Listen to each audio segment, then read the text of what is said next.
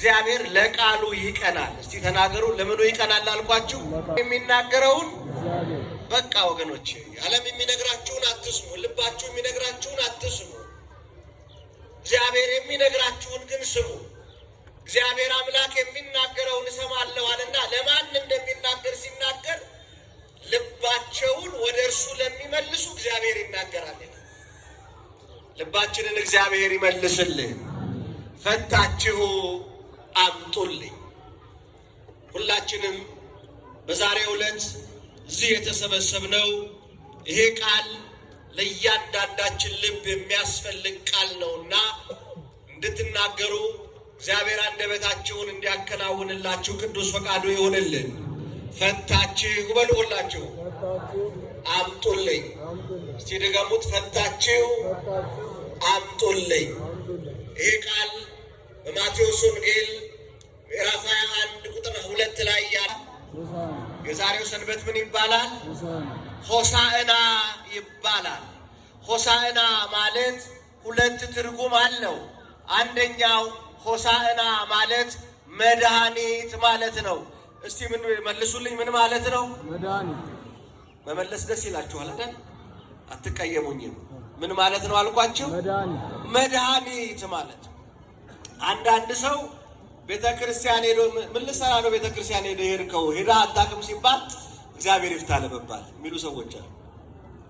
ወገኖቼ ከሰኞ እስከ ዓርብ ላለው ጾም እግዚአብሔር ይፍታ ተብላችሁ እንድትሄዱ ሳይሆን ለዘላለም እግዚአብሔር እንዲፈታችሁ ነው የምትጠሩት። እግዚአብሔር ለዘላለም ከስራታችን ይፍታን። ክብር ምስጋና ለስሙ። ሆሳዕና ማለት መድኃኒት ማለት ነው። የነፍሳችንም የስጋችንም መድኃኒት ኢየሱስ ክርስቶስ ይባላል። መልሱልኝ። ማን ይባላል?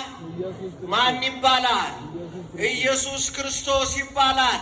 የስጋም የነፍስም መድኃኒት 12 ዓመት ሙሉ ደም ሲፈሳት የነበረችዋን ሴት የልብሱን ዘርፍ ነክታ ደሟን ያቆመላት መድኃኒት፣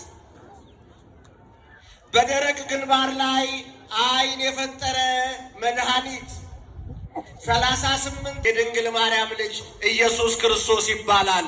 ክብር ምስጋና። እግዚአብሔር ሲነካ ሰውነት ለዘላለም ድኖ ይቀራል። ክብር ለስሙ ይሁንለት ለመድኃኒዓለም። እግዚአብሔር በምህረቱ ይንካችሁ። እግዚአብሔር በይቅርታው ይንካችሁ። እግዚአብሔር በፍቅሩ ይንካችሁ። መድኃኒት ይባላል። ዓለምን በጥበቡ ያዳነ ጥበብሰ መድኃኒነ ውእቱ ዘቤዘወነ በጥብሐ ሥጋሁ ወተሳየጠነ በንዛተ ደሙ ወሐረየነ ለመንግሥቱ። ጥበብ ግን መድኃኒታችን ነው። በሥጋው መሥዋዕትነት ያዳነን፣ በደሙ ፈሳሽነት ለመንግሥቱ ያቀረበናል። ለቅዱስ ኤጲፋንዮስ በረከቱ ይደርብን። ጥበብ የተባለው መድኃኒታችን ኢየሱስ ክርስቶስ ነው። ይሄ መድኃኒት ነው። ይሄ ፈውስ ነው። ይሄ ጌታ ነው። ወደ ታመመው ማንነታችን መድኃኒት እርሱ ኢየሱስ ክርስቶስ ይምጣልን። አሜን አትሉም? ወደ ታመመው ማንነታችን፣ ወደ ታመመው ሕይወታችን፣ ወደ ታመመው ልባችን፣ ወደ ታመመው ትዳራችን፣ ወደ ታመመው ጤናችን፣ ወደ ታመመው ማህበራዊ ግንኙነታችን፣ ወደ ታመመው ሕይወታችን ሁሉ ማን ይምጣልን? ማን ይምጣልን? ወገኖቼ ብዙዎች ናፈቁ እኮ ዳዊት እስራኤላውያንን ዳዊት በዘመነ ብሉይ ያሉትን ሕዝቦች ሁሉ ወክሎ ምን አለ? ማእዜ ትመጽእ ሀቤ አምላክ፣ አቤቱ ወደ እኔ መቼ ትመጣለህ? ልትጎበኘኝ መቼ ትመጣለህ?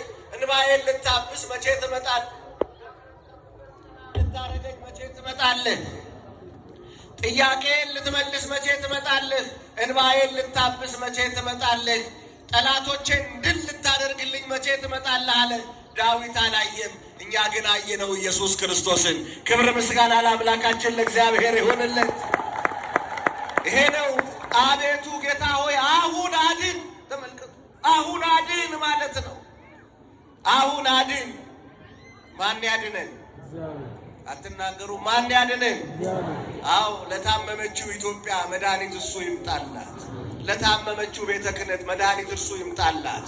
ለታመመው ቤተ መንግሥት መድኃኒት እርሱ ይምጣላት። አሁን አድን እንለዋለን እግዚአብሔርን። አሁን አድን። አሁን ፈውስ፣ አሁን ክንድህን ከአርያም ላክ። ታመናልና፣ ተቸግረናልና፣ ተጨንቀናልና፣ ጥያቄዎቻችን በዝተዋልና መልስ የምናገኘው ከአንተ ዘንድ ብቻ ነውና ቀና ማለት አንችልም። ቀና የምታደርግ አንተ ብቻ ነህና ዘር ማትቆጥር ወገን ዘመን ማትለይ ሀብታም ድሃ አጭር ረዥም ጥቁር ቀይ የማትል ሁሉን በፍቅር የምታይ አንተ ብቻ አቤቱ ጌታ ሆይ አሁን አድን ማለት ነው ወገኖቼ። ሆሳዕና ማለት ሆሳዕና በአርያም ብሩክ ዘይመጽእ በስመ እግዚአብሔር። ቅድም አይታችሁ እንደሆነ ቤተ ክርስቲያን ጥንቅቅ ብላ የተሰራች ቤተ ክርስቲያን፣ የተዋህዶ ቤተ ክርስቲያን፣ በየዓመቱ አዲስ ነገር የሌላት ቤተ ክርስቲያን፣ 1000 ዓመት ተሻግራ አንድ ስርዓት ብቻ ያላት ቤተ ክርስቲያን፣ አለቃ ቢዘዋወር፣ አለቃ ቢቀያየር፣ ፓትርያርክ ቢቀያየር፣ ቅዱስ ሲኖዶስ ቢቀያየር የማትቀየር ቤተ ክርስቲያን መጽሐፍ ቅዱሳዊ አንድ ነገር እንድንረዳ ነው። ሁልጊዜ አመስግኑ አጨብጭቡ የምንላችሁ እንጂ እንደው ጉባኤ ለማድመቅ አይደለም፣ እንድታውቁ እንድትረዱ ነው። ዛሬ ታላቅ በዓላችን ነውና ለዚህ ቀን ያደረሰን አምላክ እግዚአብሔር በእውነት ጾሙን 1 ወር እንኳን የጾምነው ያክል ሳይሰማን ይሄው አለቀ ወገኖቼ።